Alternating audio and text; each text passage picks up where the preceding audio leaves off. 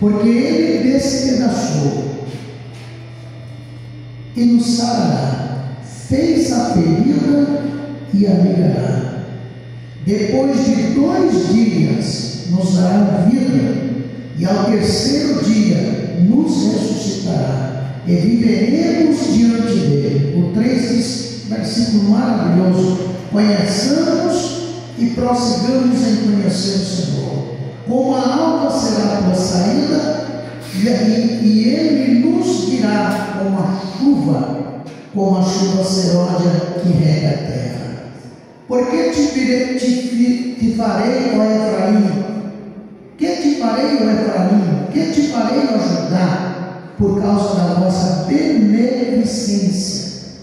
É como a nuvem da manhã, como o orvalho da madrugada, que cedo passa. Que farei? O que posso fazer? Porque a vossa beneficência é como a nuvem da manhã que se vai, como o orvalho que passa.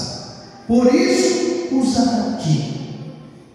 Pelos profetas, pela palavra da minha boca, os matei, e os teus juízos sairão como a luz.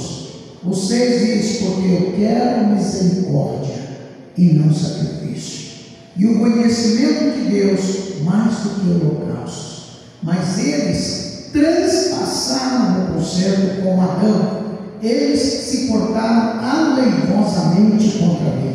Gileade é a cidade dos que praticam a iniquidade, calçada de sangue, como hordas de salteadores que espreitam alguém. Assim é a companhia dos sacerdotes, que matam no caminho para se ter. Sim, eles têm praticado abominações. Vejo, versículo 10, uma coisa horrenda na casa de Israel. Ali está a prostituição de Efraim. Israel é contaminado. Também para ti, ó Judá, foi assinada uma ceifa, quando eu remover o cativeiro do meu povo.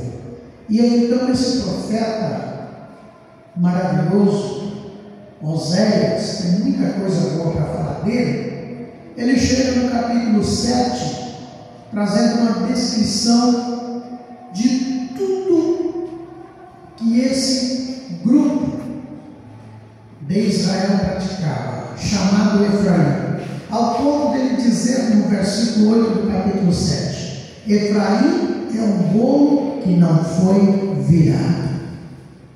E o que é isso aqui? Efraim é um bolo que não foi virado. As irmãs que assam, que cozinham, tem hoje bastante homens que cozinham bem, sabe disso. É um bolo que está cru. É um bolo que não assou direito. É um bolo que, infelizmente, estragou. Mas tem jeito. Então a palavra diz aqui, através de metáforas usadas por esse profeta, para mostrar o comportamento desse povo que de um lado queimou, mas do outro estragou.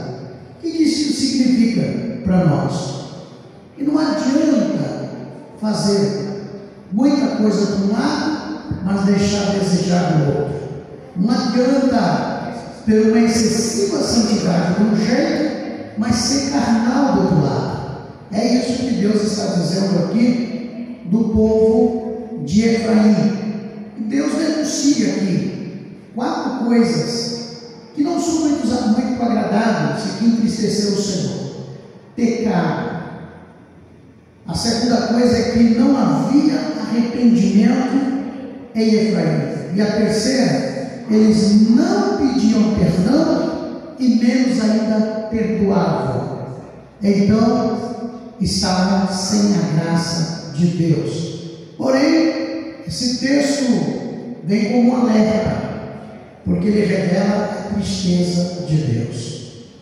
É tão interessante nos dias de hoje, como a gente tem visto a situação espiritual, tantas pessoas que dizem servir a Deus, tantas pessoas que dizem ser homens, mulheres de Deus, mas não percebem nas entrelinhas que estão entristecendo a Deus no seu comportamento, na sua forma disciplinar, na sua forma de viver, na sua conduta, mas Deus está dizendo que a correção ia vir demais.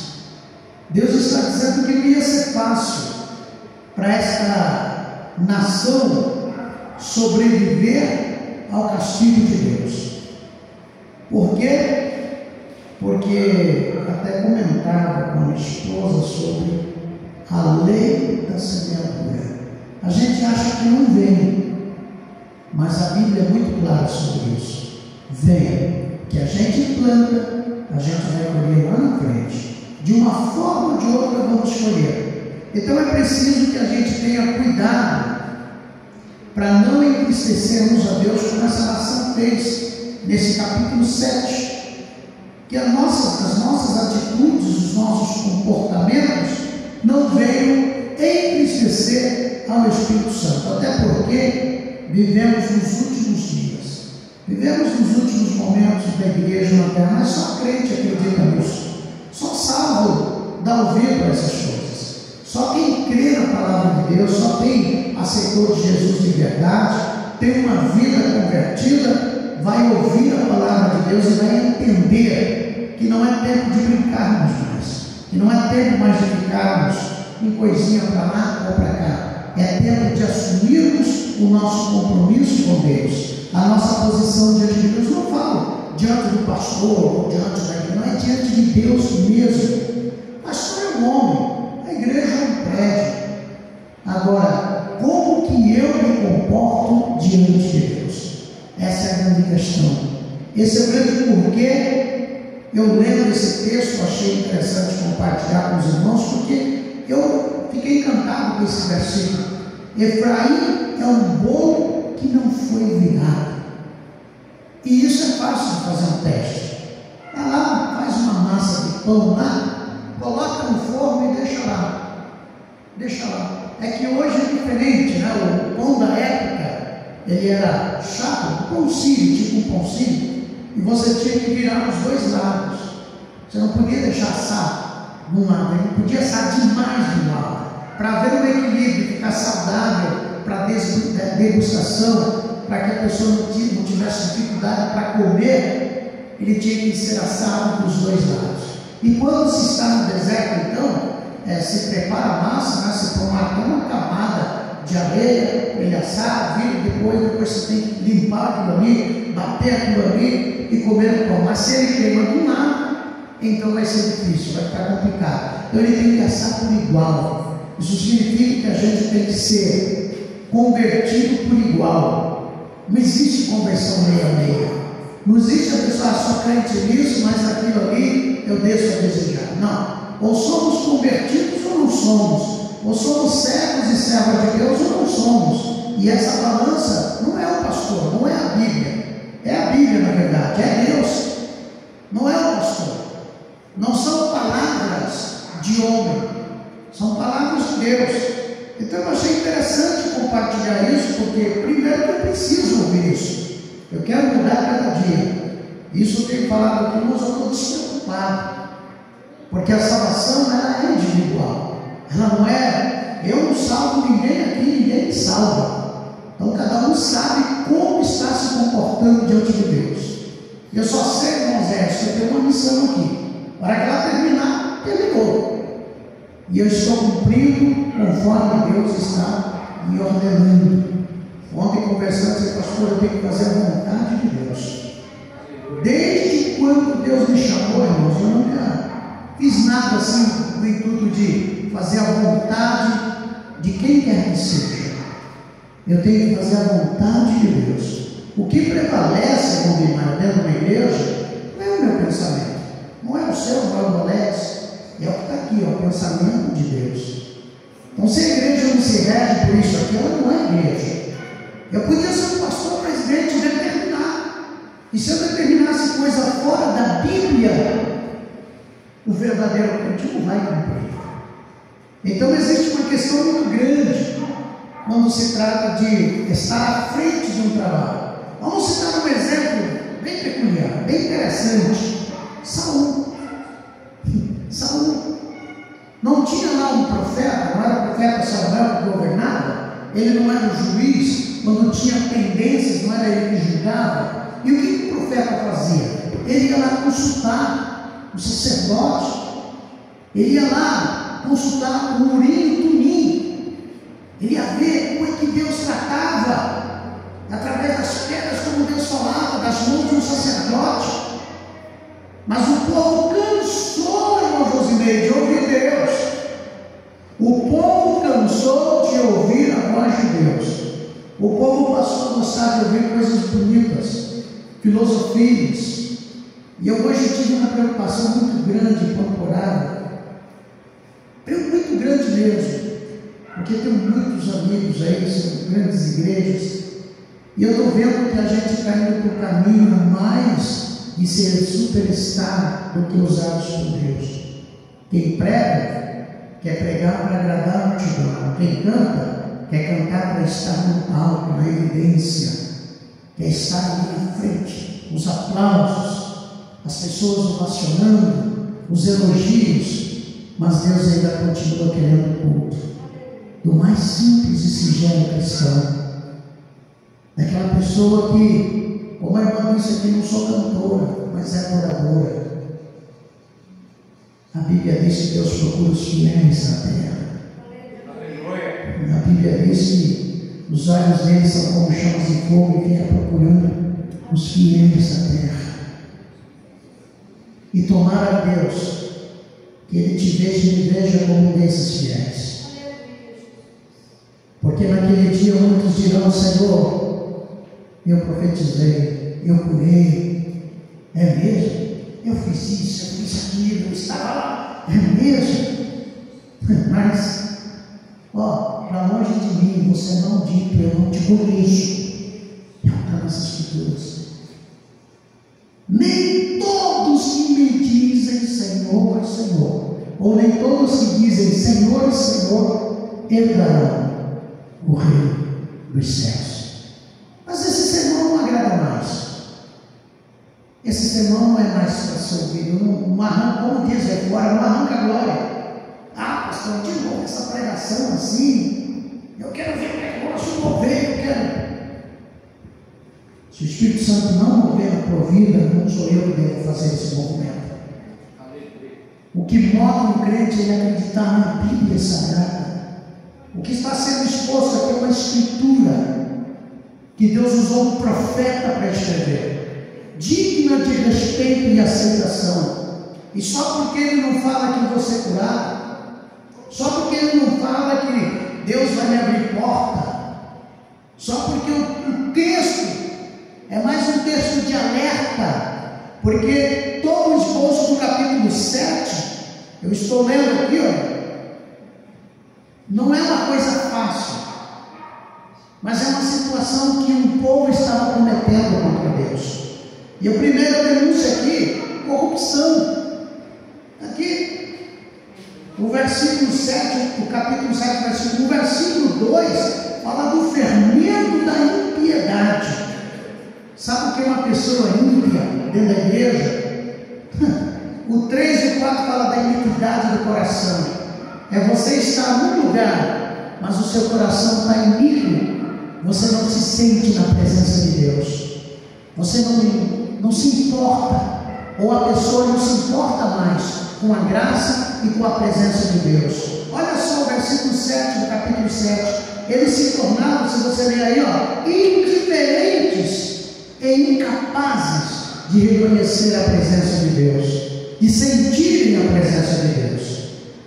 Eu não me importo, qualquer igreja que eu entro, qualquer igreja que me convida, por menor ou maior que seja, eu quero encontrar Deus dentro dela. Eu quero estar ali por causa da presença de Deus. Não tem nada que me atrai na casa de Deus senão a presença dele. E eu me sinto privilegiado porque é mexendo aqui. Hoje eu passei o dia aqui, desci, e eu entro sozinho aqui e glorifico a Deus. Essa é a coisa mais importante, que eu não quero nunca que Deus tire da minha vida. Poder estar lá na calçada, conversando com o vizinho, mas eu estou sentindo a presença de Deus. Poder estar lá no Juliano, numa avenida, mas eu estou sentindo a presença de Deus. Isso é ser salvo, lavado e remido pelo Cordeiro. Mas Deus falou hoje aqui, continua falando. Às vezes, por mais que entre aqui e saia aqui, ou por mais que eu dou a mínima, mas Deus não vai se calar por isso. Por mais que eu fique indiferente ao que Deus está falando, eu não queira nem dar ouvido, nem prestar atenção, mas Deus, irmãos, não vai se calar por isso não.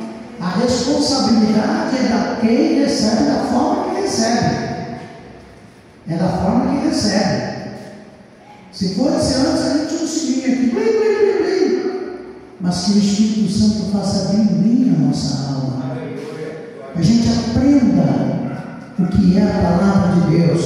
E aqui no capítulo 7, versículo 8 a 10, é justamente o que o profeta está dizendo para Efraim. Ô Efraim, não se comporte assim. Deus só abençoou vocês. Deus veio com palavras de vida. Deus veio com palavras de promessa. Ô Efraim, reconheça tudo que já aconteceu com a nação de Israel. Reconheça o livramento. Pelo menos seja grato. Escute a voz do Senhor. Escute a voz de Deus. Por quê? Porque vai ser difícil ouvir-nos. Quem é que gosta de ouvir? Deus usa alguém para dizer: você está com a vida desconcertada. Você está dizendo que o outro está fazendo errado. Você está dizendo que o outro está equivocado. Mas será que já percebeu que de repente é você que está com a vida desconcertada? E tudo que é certo parece que é errado? Você não tem a nação? Parece que tudo é certo, que é certo está errado. E tudo que está errado parece que tem que começar a ser certo. É o que estamos vivendo.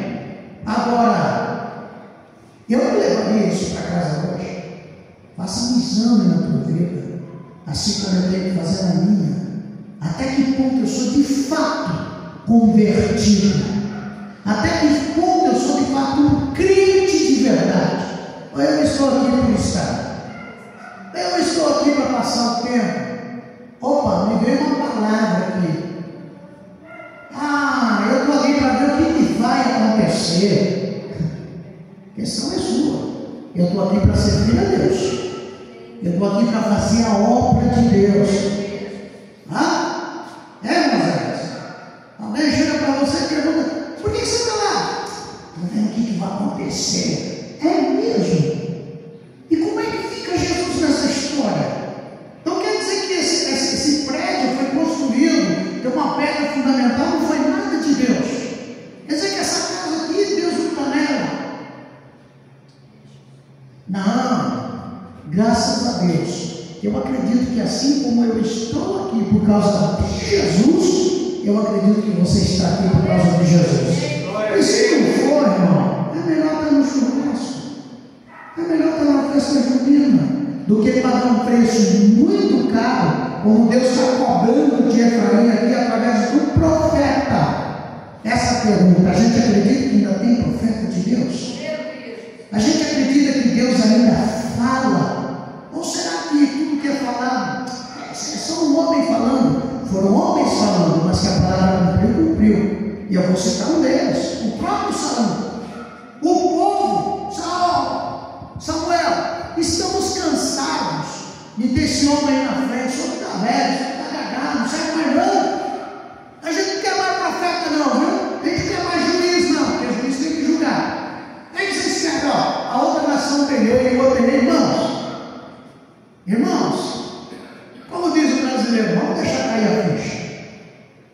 O que serve para aquela igreja, para essa não serve. O que serve para essa não serve. O que serve aqui não serve para eles. Mas acolá. Deus levantou cada um com a sua forma e maneira de trabalhar. Mas eu posso colocar, não. O que tem que colocar nas igrejas, seja ali, seja lá, é a glória de Deus, é a presença de Deus. Espírito Santo, só isso. Tira isso da igreja, tira a Bíblia da igreja, é mais um clube social, onde se a pessoa treinando, ele vai virar um coach, aí ele vai ter que contar piada para os irmãos rirem, porque o Espírito Santo não dá mais, que é isso que está virando também.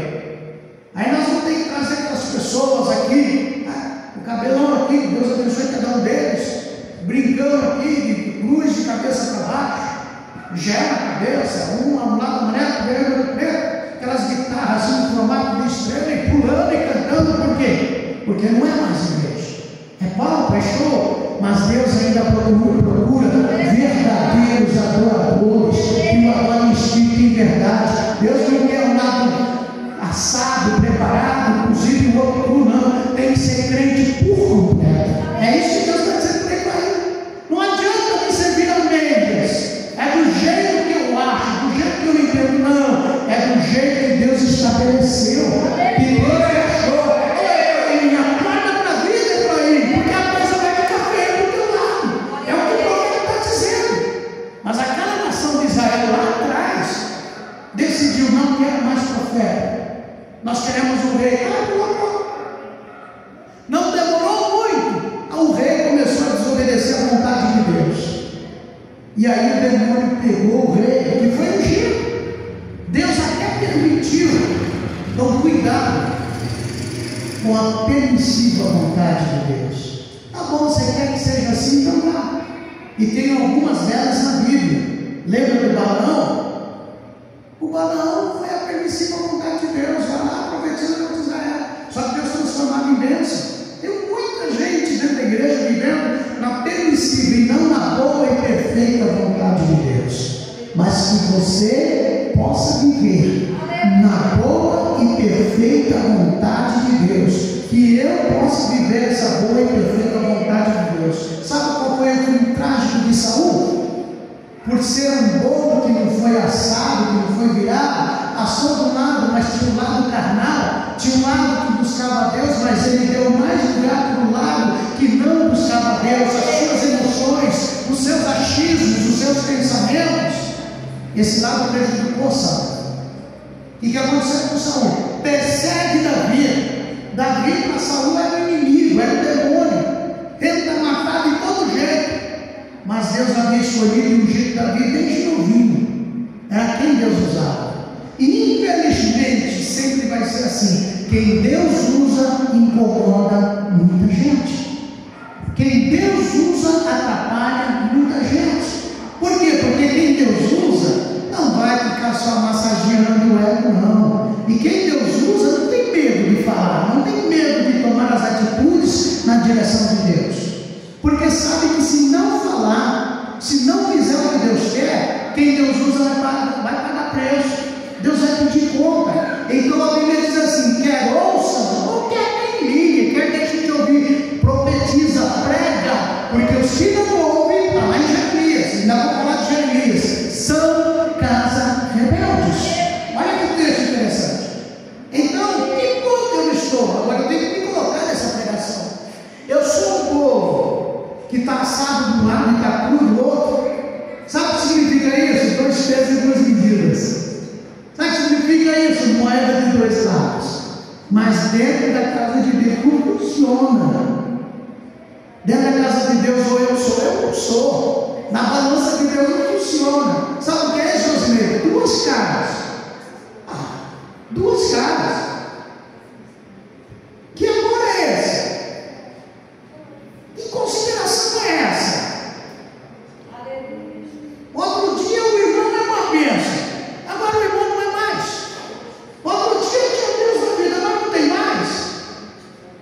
Era o que estavam dizendo do profeta Samuel. Era o que estavam dizendo de Davi. Saul não estava lá outro dia, os demônios pegando, ele agredindo, ele fazendo tudo errado.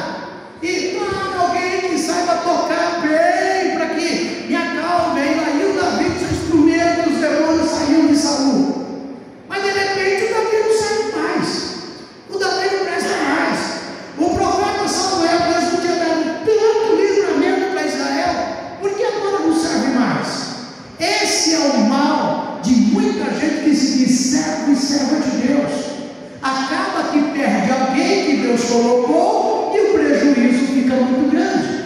Porque a pessoa seria um caminho de bênção para abençoar vidas, pessoas, famílias, mas agora vive o que o Samuel viveu, vive o que o Davi viveu, tendo que se exilar, tendo que viver fugindo, porque aquele que um dia aplaudiu como não era verdadeiro, aquele que um dia considerou como não era verdadeiro, era falso, como Efraim, a Bíblia diz aqui, era hipócrita.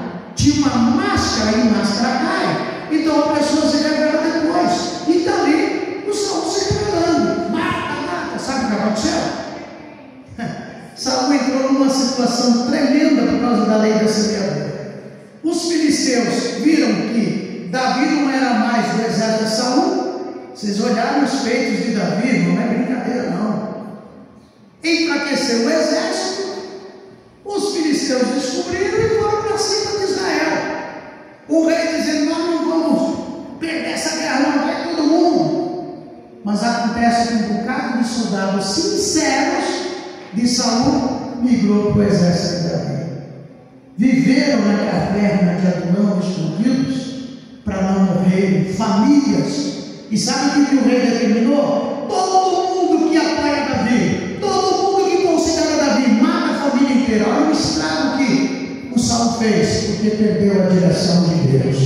Tomara que você, minha irmã, tomara que você, meu irmão, tomara que o meu esposo, Alex e eu, nunca perca a direção de Deus.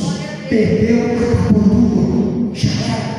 Vai viver aquele crente de fantasia, vai numa igreja, pastor Vitor, eu fui nosso de Deus, vai para cá, pulando, vai para cá. E aí Deus vai dizer assim: eu te plantei no lugar, eu te coloquei no lugar, mas tu preferiste, porque tu queria ouvir o que te agradava, tu queria ouvir o que estava na tua consciência, mas a minha palavra veio do céu, ela é o verbo que estava lá no princípio, e ela se fez carne e habitou, não é tua, não é minha, vem de Deus, é o pão vivo que desce do céu. Mas tu não quis comer esse pão, Daniel, tu preferiu da tua maneira, da tua forma, agora tem preço a pagar. E lá está o Saul agora enfraquecido diante da guerra. 3 ou 4 dos seus filhos foram mortos, um a um. Ele tem que olhar para o servo dele e dizer: me mata, porque senão vai ser humilhante o que eu vou passar na mão deles. E o criado dizer: mas como que eu vou fazer isso, meu rei? Me mata, pelo amor de Deus. E o companheiro ali de Saul não teve coragem. Saul pega a sua própria espada, irmãos, coloca no chão e se debruça nela. Que fim triste. Tem hora que as nossas decisões fazem com que a gente coloque uma espada diante de nós, e mesmo sem perceber, nós estamos pulando nela. E Deus está dando um alerta, talvez para mim e para você hoje. Essa é uma espada que não tem volta. Se tomar essa atitude, não terá volta. Vai ficar para lá e para cá, mas Deus não estará contigo. Estará renunciando um chamado, um propósito divino, porque olhou para as lutas, olhou para as dificuldades, achou que não ia dar nada, achou que era do jeito que tinha que ser, mas Deus está dizendo, principalmente para mim: não tome atitudes precipitadas, não coloque uma espada aguda para você cair em cima dela. Muito perigoso. Sabe o que aconteceu com o corpo de Saul? Foi pendurado numa parede pelos filisteus. A coroa foi levada. Que vergonha. Os filhos todos ali junto com ele. Quando uma pessoa que é pai de família perde a direção de Deus, acaba que leva a família junto. E amanhã vai lamentar, como muitos que a gente viu comentar hoje com a minha esposa. E Deus está dando uma alerta aqui para Efraim. Efraim, olha o que você está fazendo, Efraim.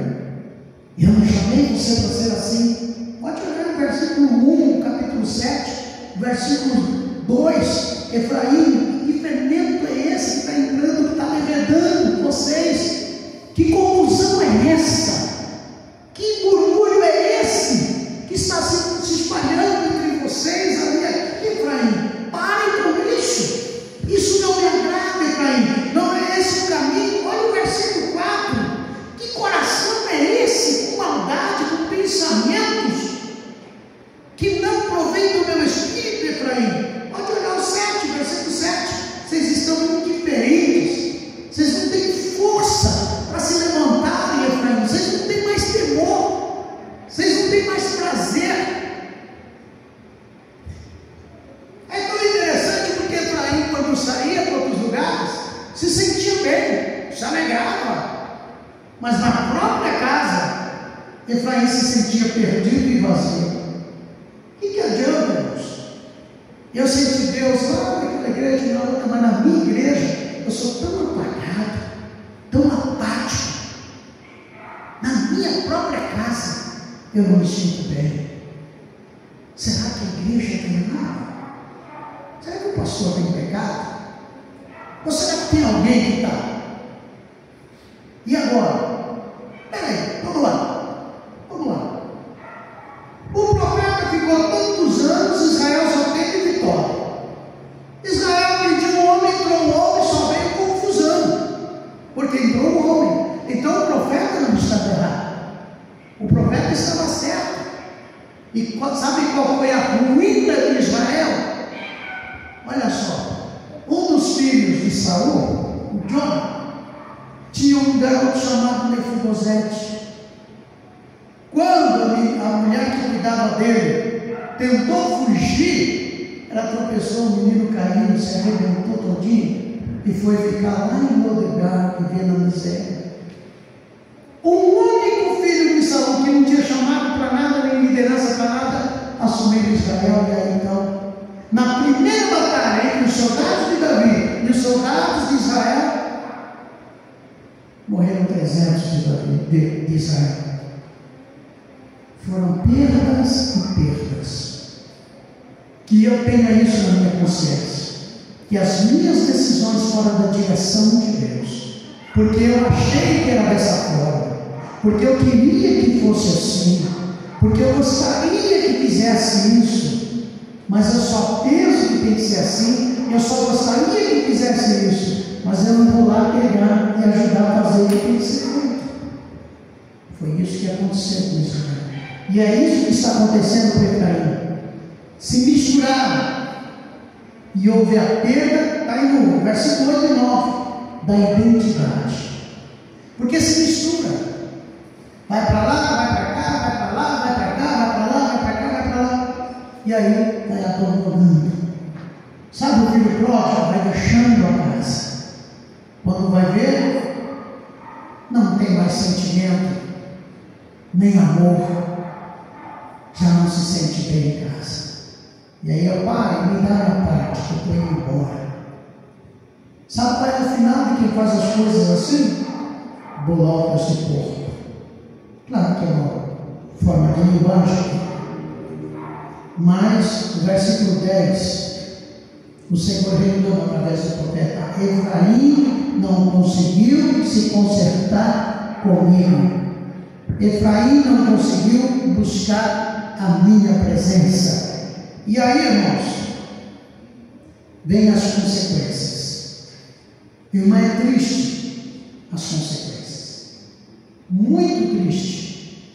Porque tanto o versículo 7, capítulo 7, versículo 11 em diante, diz que Efraim, por só ter um lado que buscava de Deus e ter um outro lado que se afastava de Deus, ficou cru. Qual era o lado que buscava de Deus? Quando chegaram os problemas. É como nós hoje, no dia a dia. Quando a gente não está bem, o casamento não está bem, a gente vai para a igreja, a gente lê Bíblia. Quando a gente tem doença, a gente vai para a igreja, a gente lê Bíblia. É assim que a gente vive. É um lado do interesse próprio. Mas dentro da casa de Deus não pode existir interesse próprio. Tem que ser tudo em prol do Senhor. Tudo para a glória do Senhor. E aí então vem as consequências. No versículo 12, não estou comentando, só citando, os irmãos vão perceber que até aqueles que eram para ser linha de frente em Efraim passaram a conspirar contra a palavra de Deus, contra Deus, se viraram contra. Tudo que o profeta falava, pelo amor de Deus, tem que tolerar essa palavra aí. Não tem nada que agrada, não tem nada que toca. Ora, é que quando toca na ferida dói. Não dá para dizer, puxa, eu estou feliz, não, tem para falar, ai. Mas é melhor falar ai e ouvir a voz de Deus do que ouvir: não ore mais por Samuel, porque já rejeitei o seu chamado. É complicado isso daqui. Mas se vocês olharem no versículo 13 e 14 do capítulo 7, Eles começaram a gritar de aflição. Sabe quando você para e diz: meu Deus, o que eu estou fazendo? Não estou sentindo mais, não tenho mais vontade de congregar. Mas a gente sempre acha culpado. Ah, mas eu estou assim por causa da Maria. Eu estou assim por causa do Pedro. Eu estou assim por causa da líder. Eu estou assim por causa do pastor. Eu estou assim porque falaram isso, porque fizeram aquilo. Mas você aceitou quem?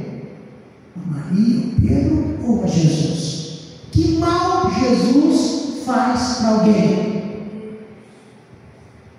Qual é a nossa dificuldade em servir ao Senhor? Mas o capítulo 7, versículo 13 e 14 diz que eles não conseguiram voltar para Deus. Mas eu vou ler a partir do 13 e 14. Estou lendo aqui. Abre aí a sua Bíblia. Faz uma meditação aí. 13 e 14. Olha o que diz a palavra aqui. Ai deles, porque fugiram de mim. Destruição sobre eles, porque se rebelaram contra mim. Eu os remi, mas disseram mentiras contra mim. Olha o 14. E não clamaram a mim com o seu coração, mas davam uivos nas suas camas. Para o trigo e para o vinho se ajuntam, por interesse próprio, mas contra mim se rebelam. Versículo 15. Eu os ensinei e lhes fortaleci os braços, mas pensam mal contra mim.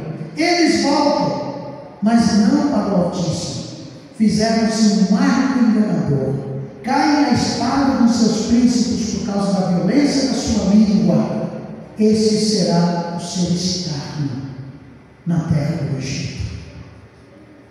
É um texto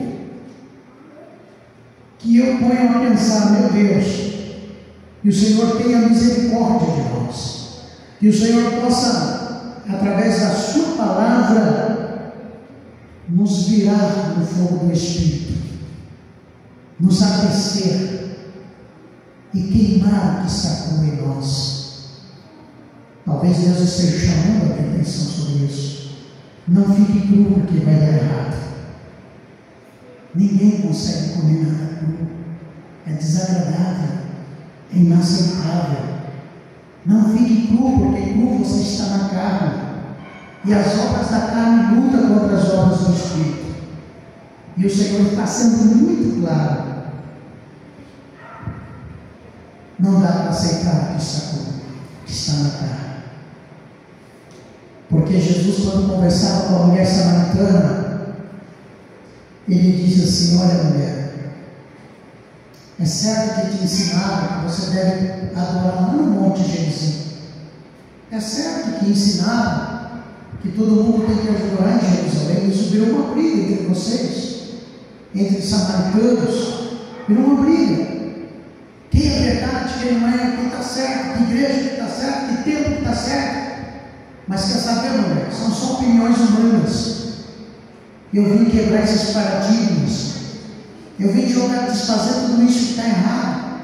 Não é nem lá no Monte Gerizim, não é lá em Jerusalém. A hora é agora, mulher, em que os verdadeiros adorarão ao Pai, mas em espírito. Não pode estar cru, não pode estar na carne. E tem que haver verdade nessa adoração. Tem que ser puro, tem que ser sincero. Se eu pensar mal de qualquer um aqui, eu não posso subir nesse altar para sequer citar um versículo da Bíblia. Se eu trouxer uma fagulha de qualquer sentimento de raiva, de ódio, ou de vontade de botar para fora, mandar embora, ou de dizer: você não vale nada, você não faz nada, você não ajuda em nada, com ódio no meu coração, eu não sou digno de estar aqui. Jesus deixou muito claro: não é no monte porque vocês construíram o templo, não é naquilo que eu construo, Moisés. Não é em Jerusalém porque foi permitido que construísse, era a minha casa, mas ela foi profanada. Os homens profanaram. Então não serve mais. Agora é no âmbito espiritual, é na esfera do Espírito, é no mundo de Deus, é no plano divino, é na dimensão de Deus, não é na nossa, não é físico, porque físico A gente olha aqui, está faltando adoradores, mas no mundo do Espírito, anjos, arcanjos estão aqui adorando ao Pai. Porque se eu creio que a presença de Deus está, eu creio que Isaías viu quando ele entrou no templo, que o trono do Senhor desceu, e ele viu a glória, e ali estavam rodeados. Eu nunca entro aqui para mim ver um vazio, eu entro aqui porque eu sei que Deus está no seu lugar. Mas se tiver cru, não vai ver nada, não vai sentir nada, não vai ter respeito, não vai dar ouvido, não vai prestar atenção, e quando botar o pé lá fora, esse pastor não vale nada, aquela irmã não vale nada, vai levar um ódio. Mas esse ódio tem um personagem por trás disso, essa raiva tem um personagem. Então Deus está dizendo para mim: eu não quero cru na minha casa, eu não quero mal cozido na minha casa, só ser queimado pelo fogo do Espírito. É o que Deus me trouxe aqui como alerta ao meu coração, à minha vida. O que eu entendo é: Deus não quer duas caras, Deus não quer duas personalidades, Deus não quer aparência, Deus não quer isso. Deus quer crentes verdadeiros, salvos, lavados e remidos pelo sangue do Cordeiro. Então, que eu aprenda isso, e fiquei muito maravilhado com esse texto, porque esse texto mostra, irmão Josinei, que não dá para ter aparência de ovelha sendo lobo. E mesmo que o lobo queira ser ovelha, nunca vai ser. Mesmo a ovelha, irmão Abimael, com todos os defeitos dela, com todos os carrapichos dela, ela, se é ovelha, nunca vai conseguir ser lobo. O pelo da ovelha pode até pegar o cheiro do lobo, mas se você der um banho, se você tirar o cheiro do lobo, você vai ver que ali debaixo tem uma ovelha. O lobo pode até colocar um couro de ovelha, pegar cheiro de ovelha, mas se tu ver na essência, tirar o cheiro da ovelha, ou tirar o couro da ovelha de cima, ali tem um lobo. Grave isso, porque eu vou levar isso comigo. Não tem como eu me enganar o Espírito Santo. Não tem como, aleluia, não tem como eu enganar a Deus. Não adianta, isso aqui revela tudo, não adianta. Não tem como eu ser falso. Aqui, às vezes, vamos me colocar com você, porque é um tanto mais educado colocar os outros. Mas, pastor, meio mais nada estilo, quando encontro alguém, vai lá, vira. Pelo amor de Deus, como que eu posso falar isso pelo amor de Deus? Como? Então não dá. Se você entrou aqui como ovelha, se eu entrei como ovelha, por mais que o cheiro do lobo possa me pegar, é só cheiro, vai embora. Quando o cheiro subir, alguém vai perceber que tem ovelha por trás daquele cheiro. Mas também não adianta ter cheiro de ovelha se tiver lobo. É isso que Deus está dizendo para ele aí. Deus está dizendo: não entra aí. O que eu vou dizer com você? Você era ovelha. Você tinha cheiro de ovelha. Servia o bom pastor como ovelha. Por que agora não continuou na minha presença? Não continuou porque, veja bem, irmãos, e aqui eu quero finalizar. Olha como isso aqui é tão profundo. É tão profundo e maravilhoso. O que Deus está me ensinando aqui é que a santidade, a transformação, a mudança de carnal para espiritual é gradativa, é processual, é quanto mais eu busco de Deus, é quanto mais eu oro, é assim que é. A unção, ela aumenta na minha vida, o fogo do Espírito Santo arde no meu coração, quanto mais eu fico ali no fogo. Não pode ter muito fogo, mas não pode ficar sem fogo. Tem que ter a presença do Espírito Santo. E aí um lado vai convertendo, vai convertendo. E quando Deus percebe que um lado já está bom, mas Ele quer a gente completo, então Ele bota a gente no processo de, mas sabe o que é candinho? Já viu falar do candinho? Também é assim que Deus faz. Você acha uma pepita de ouro, mas não sabe o que é ouro. Então despreza, rejeita, sai dizendo que não tem valor nenhum não. E não sabe que pode ser uma pepita de ouro. Mas alguém que conhece que é ouro, apesar de ter terra, está sujo, o que ele vai fazer? Ele vai colocar na bateria, vai jogar na água, depois ele vai colocar no candinho, vai colocar na candela, vai colocar no fogo. E sabe o que vai aparecer? Não é ouro. Não é ouro. Quando você bota no fogo, o que sobe é a impureza, o que sobe é a sujeira, o que aparece é a sujeira. Graças a Deus que as pessoas notam os meus defeitos. Graças a Deus que as pessoas veem que eu tenho falha. Significa que eu estou na candela de Deus, no cantinho de Deus, mas o ouro está dentro de mim. O Rei dos Reis, o Senhor dos Senhores. Então não adianta aqui dentro a gente ficar apontando um ao outro, porque se Deus está nesse lugar, o que vai aparecer é a tua falha, é o teu defeito, é o que sobe. E aí sabe o que o Senhor faz? Ele vem com a peneira da palavra, com a redinha da palavra, junta toda aquela impureza, tira fora do cantinho. O que sobrou ali é ouro, é o que glorifica a Deus, é o que adora o Senhor, é o que exalta o Rei dos Reis. Então a gente tem que permitir que o Senhor nos queime com fogo do altar, tem que permitir que o calor do Espírito Santo desça neste lugar, e assim as impurezas vão saindo, porque não dá para ser ouro com sujeira. Não dá para ser ouro com sujeira. Deus tem algo na tua vida e na minha vida, e hoje Ele falou comigo, talvez com você. Não seja como Efraim, um bolo que está assado de um lado, mas está cru do outro.